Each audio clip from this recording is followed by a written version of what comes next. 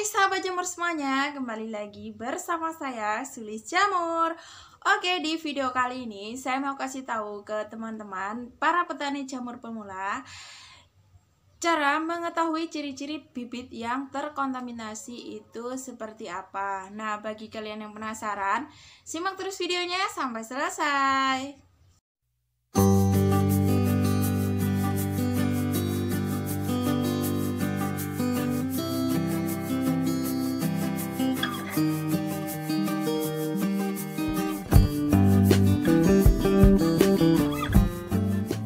Langsung saja aku mau kasih tahu ke teman-teman cara mengetahui ciri-ciri bibit yang terkontaminasi. Nah, tentunya teman-teman kalau tidak tahu ya bibit itu yang terkontaminasi atau tidak, terus teman-teman itu langsung melakukan pengisian ke backlog atau pemindahan ke media backlog. Nah, itu nanti akan terjadi kontaminasi dan tentunya backlog teman-teman itu akan rusak, atau biasanya kalau bibitnya kontam itu backlognya akan mengalami kayak warnanya hijau atau oncom atau lain sebagainya, atau kadang juga tidak bisa merambat dengan bagus dan dia itu berhenti, tidak putih full seperti biasanya. Nah, kalian harus tahu ciri-ciri bibit yang terkontaminasi itu seperti apa. Biasanya terkontaminasi itu tidak hanya berwarna hitam atau putih saja. Biasanya meskipun ada bibit yang bagus, kelihatannya bagus, tapi kayak ada serabut-serabut kecil, itu juga memicu terkontaminasi juga. Nah, biasanya bibit yang terkontaminasi itu terjadi karena waktu penyetiman yang kurang matang, atau pas waktu perebusan jagung kurang matang juga, itu juga bisa berpengaruh ya, itu juga bisa menyebabkan terkontaminasi. Nah, contohnya bibit yang terkontaminasi yang pertama itu seperti ini. Maaf ya teman-teman, kemarin itu ada yang tanya ciri-ciri bibit yang terkontaminasi itu seperti apa. Karena dari kemarin aku belum pernah punya bibit yang kontam. Nah, contohnya itu seperti ini. Di sini miselium merambat cuma sampai di sini aja, dan di sini ada warna-warna yang putih, ada yang hitam juga seperti ini. Jadi bibit yang terkontaminasi seperti ini, kalau kita tidak tahu terus kita melakukan pengisian ke backlog, nanti backlognya itu akan rusak dan dia biasanya juga tidak bisa putih, atau pokoknya backlognya itu nanti nggak akan keluar jamur ya. Dan biasanya bibit yang terkontaminasi ini disebabkan oleh waktu perebusan jagung itu kurang matang atau jagungnya itu masih keras. Nah, itu juga bisa berpengaruh menjadi kontam seperti ini. Dan ada lagi waktu perebusan di autoclave itu terlalu banyak air, nanti airnya akan masuk ke dalam botol sini dan jagungnya akan basah, kemudian bibitnya itu juga bisa berpengaruh, terkontaminasi juga bisa. Dan aku punya satu lagi.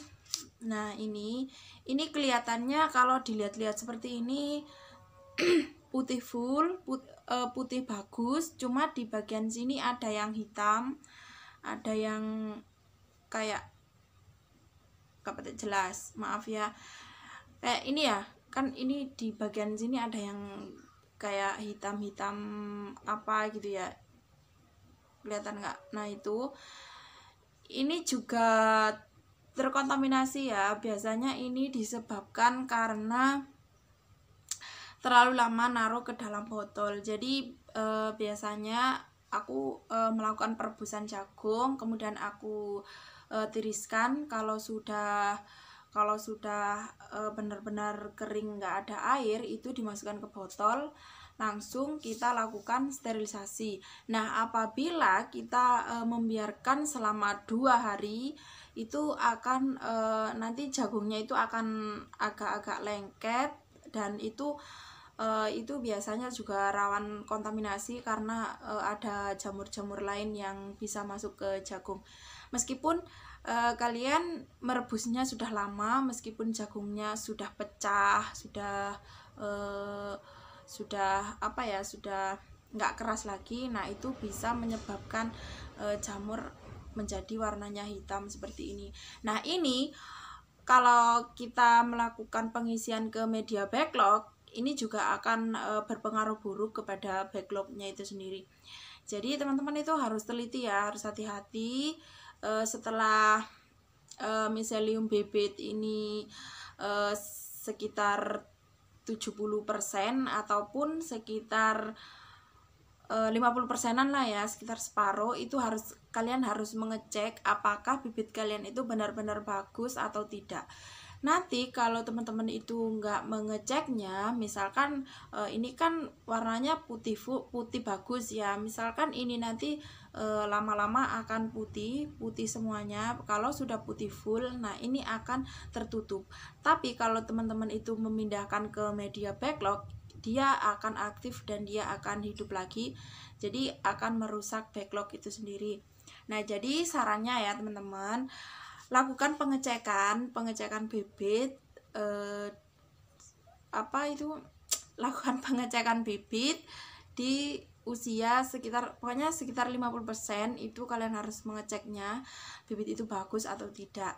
Nah, di situ kalian akan tahu bagaimana bibitnya yang kalian buat itu bagus atau tidak, terkontaminasi atau tidak.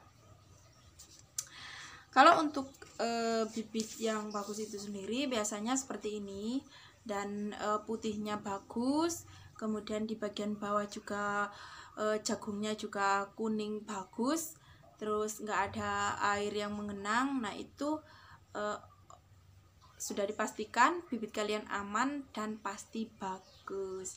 Nah, ada beberapa faktor ya tadi ya, aku lupa. Di situ waktu kalau aku ya biasanya meskipun tidak mencuci botol, tapi botolnya itu juga harus nggak terlalu kotor-kotor ya, jadi nggak apa-apa menurut aku meskipun botolnya itu nggak dicuci, asalkan tidak ada bekas-bekas jamur yang bekas-bekas bibit di dalam botolnya, dan juga tidak bekas bibit yang terkontaminasi. Itu kalian lakukan pengisian jagung, lalu kalian membuat bibit, itu aman-aman aja. Dan biasanya untuk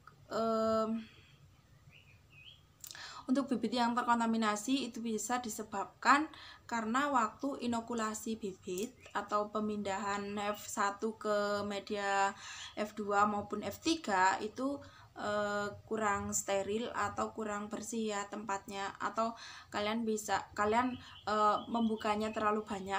Nah, misalkan kalian membuat sekitaran lah umpamanya ya, kalian membuat media bibit ini sekitar 30-an satu autoclave. Nah, itu kalian misalkan kalian membuka tutup semuanya, membuka plastik dan tutupnya itu sekaligus semuanya, nah itu juga rawan terkontaminasi. Jadi waktu pengisian bibit ke media F2 ini, lakukan misalkan pembukaannya itu hanya satu sih ya, 2 atau 3 botol aja, jadi nggak usah terlalu banyak karena itu menyebabkan kontaminasi juga. Kalau teman-teman itu cuma membukanya cuma 2 ataupun 3, itu insya Allah aman, karena aku udah pernah ngebuktiin pas waktu itu aku belum ngerti ya, pas waktu itu aku buka semuanya. Intinya sih pengennya sih supaya cepet ya, nggak ngulang-ngulang, lalu aku bukain semuanya, terus akhirnya banyak yang terkontaminasi. Dan setelah itu aku punya pengalaman, jadi aku buka 3 atau 4 botol, terus kemudian aku isi bibit, lalu segera ditutup dan lakukan seterusnya selanjutnya kayak gitu teman-teman. Oke ya teman-teman, cukup sekian informasi tentang bibit yang terkontaminasi dari saya. Mudah-mudahan bermanfaat, mudah-mudahan membantu. Assalamualaikum warahmatullahi wabarakatuh.